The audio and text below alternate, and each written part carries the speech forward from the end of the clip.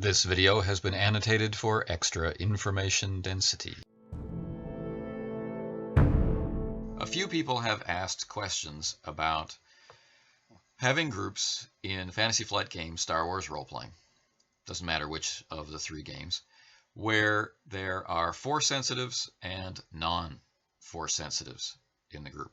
And the concern seems to be, will the Force sensitive outshine the other characters, or how do you prevent Force sensitives from outshining the other characters?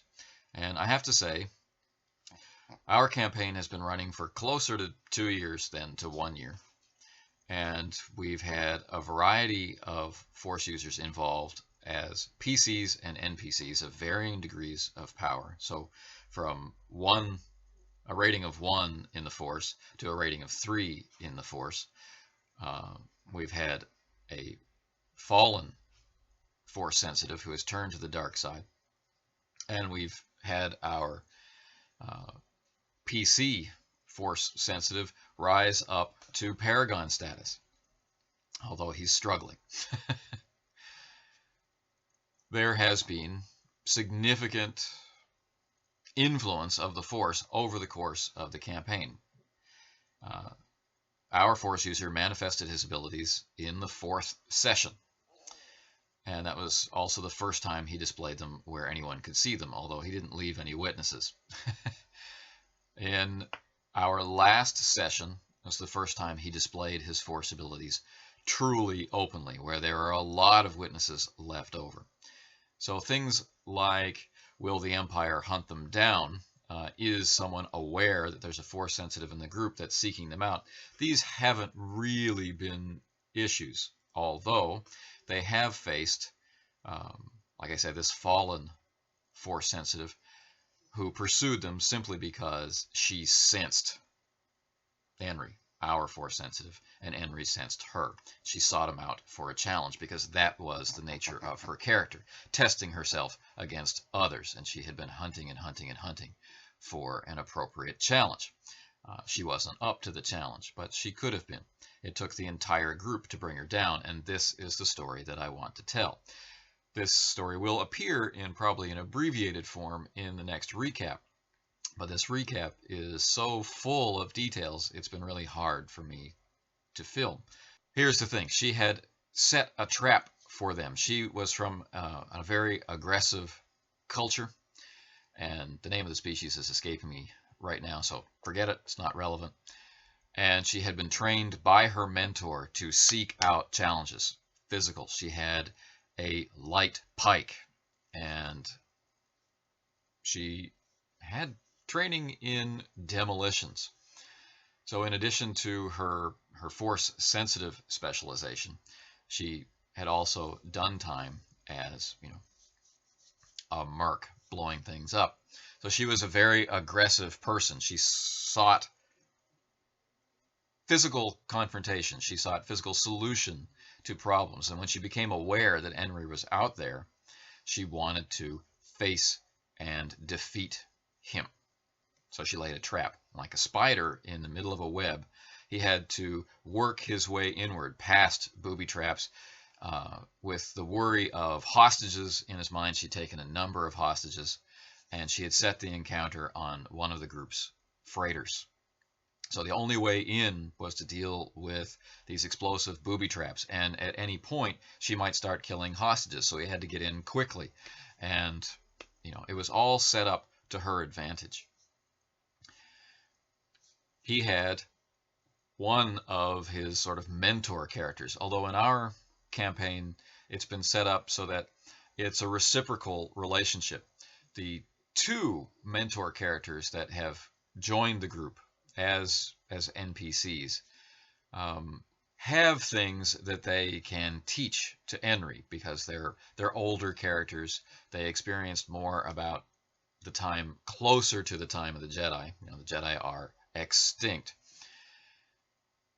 But Henry has developed in the Force in ways different from them. So they have this reciprocal relationship as a mentor-student, student-mentor, which I kind of like and prefer. But he and one of these mentor characters make their way onto the ship. They set off an explosion.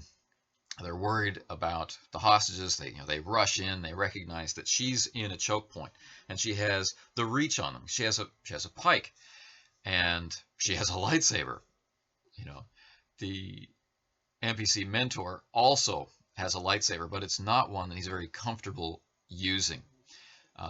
It's a very, very vicious weapon, and it doesn't match his personality. But it's the only one he has. Henry, at this point, doesn't have a lightsaber, although he's feeling the call to go on a mystic quest of sorts, to answer that within himself, to bring that information out, and to discover how to build one. He's using vibro swords.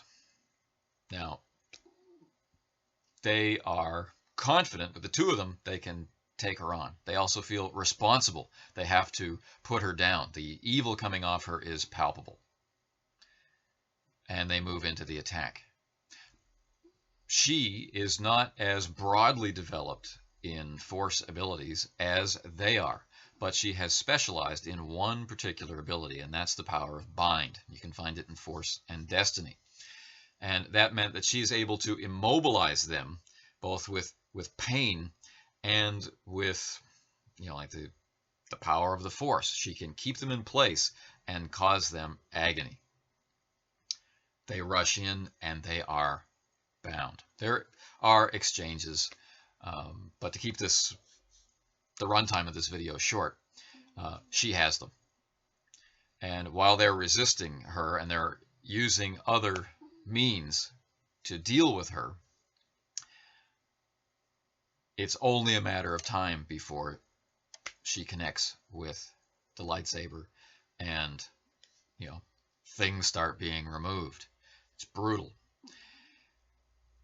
And then what she's unaware of, because she's so focused on Henry and Dalil, the NPC Force sensitive, she's so focused on them, she doesn't realize that the rest of the group has disabled many of the booby traps. They have freed the hostages, and they have moved into a position to help Henry and Dalil take her down.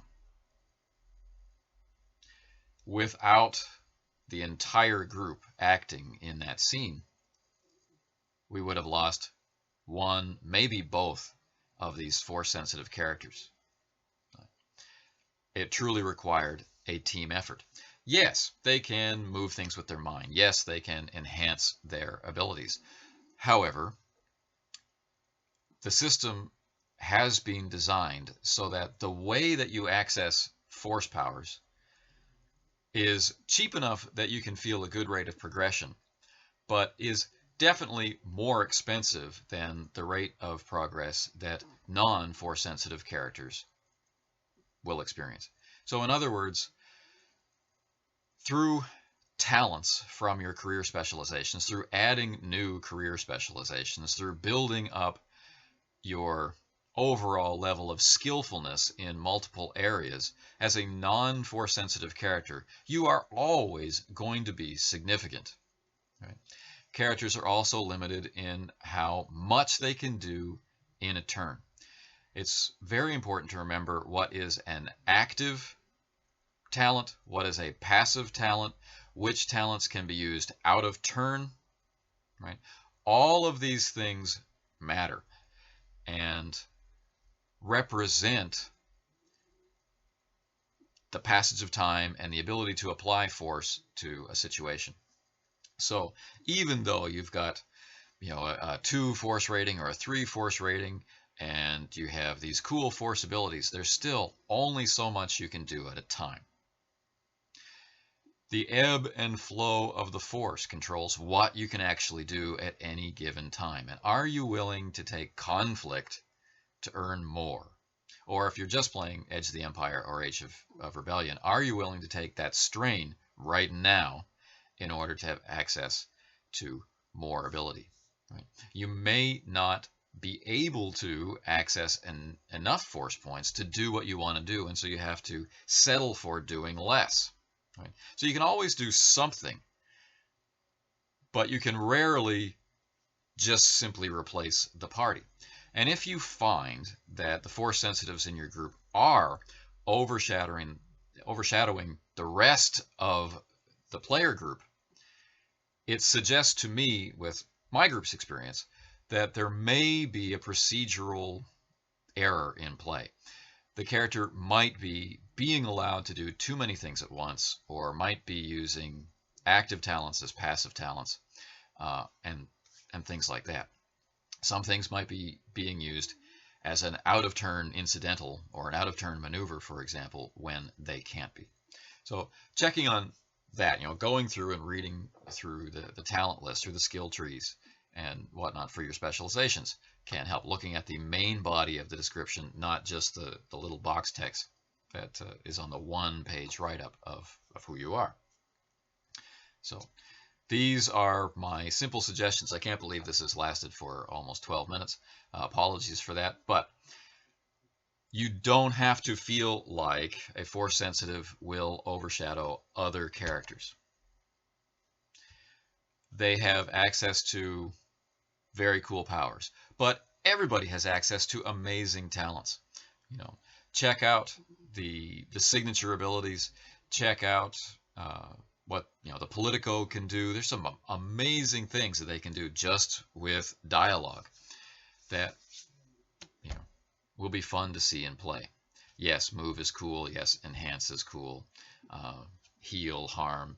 These are all amazing things. But as Solo said, I've been from one side of this galaxy to the other, and I've seen a lot of things. And he still didn't believe in the Force. I hope this helps in some way.